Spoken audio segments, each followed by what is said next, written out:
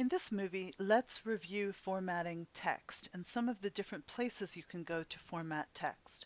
So what I've done here is I've brought in 3 slides from PowerPoint, and I'm on the second slide. I've already formatted this top box to look the way I want it to, and I need to format this one. It's just a box of text and a graphic, and I want it to look like this one. Now obviously I could copy and paste or duplicate this box and just replace the text, but I just want to show you how you can go about doing it. And I also added some custom colors, and I want to show you how to do that as well. So first of all, I'm just going to grab this piece of art and move it off to the side, select this box. Now this one I want to have a brown background, but it's going to have that same yellow border around it. So while I have the box selected, under my Home tab, I'm going to go over here to Shape Fill, and I'm going to choose more fill colors. Now I've already added the color I wanted. It's this brown shade, but you can add your own colors. As you can see, I have my own custom colors right here that I'm using. You can put in the RGB values for the color, click add to custom colors, and then it's going to be there all the time for this project, which is pretty awesome. Actually, it will be there for all your future projects, but you can go in and add and remove custom colors as needed. So once I've got the shade that I want here, I'm going to click OK, and now that color fills the box. Just by clicking in there so that I can edit text, I'm going to do a Control A to select all of my text, and I'm going to go up here and make it all white. And then the only other thing here I need to do as far as formatting for the look of it is to add that border. So I'm going to go back to Shape Outline, go to More Outline Colors, and choose that yellow that I'm using. And I know that my outline is 6, so I'm going to go down here and choose 6 pixels, and then it's done. Now the box isn't the same size, and I know what the height and width of it are, but if you need to find that, you can click on an object, right click on it, and go to size and position.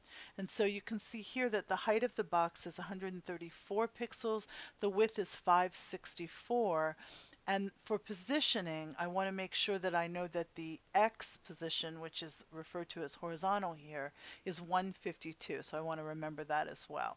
So I'm going to go down here and select this, right click on it, go into size and position, and I'm going by memory here. Was it 152? I can't remember.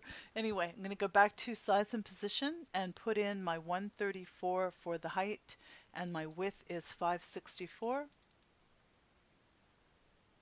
And click close, and there's my box. So it looks like it's in place. Just to double check, I can shift click to select both of them, and then I can go back up under the Home tab, go to Arrange, and down to Align, and I can align them to the left. And then again, if I want to move that bottom one up a little bit, which I may want to, I can just use my nudging tools to pull it up. Now there are a couple different ways you can put the indent on. The easy thing that I did here, because it's just one paragraph, is I just clicked in it and I used this little button to just increase the indent, and I'll just make this one match the other one, and then I can just move my graphic right into position. My graphic went to the back here, which is perfectly fine. I'm going to right click on it and choose send bring to front, and then I can use my nudging, which are my arrow keys, and I can even use my control key to get a finer nudge. That sounds kind of odd, but that's what I call it. So to nudge, so that you have an item selected, you can use your up, down, left, and right arrows. And if you add your control key, you'll get a finer amount of nudge as you're positioning things. So there are my 2 shapes.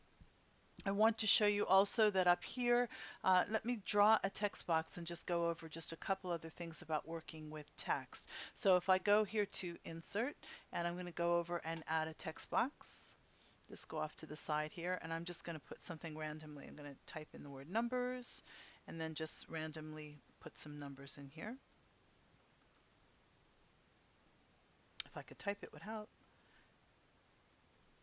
So let's just say I wanted to make a bulleted list or a numbered list here. I can select those, and here's my bullet. I can put in the type of bullets that I want.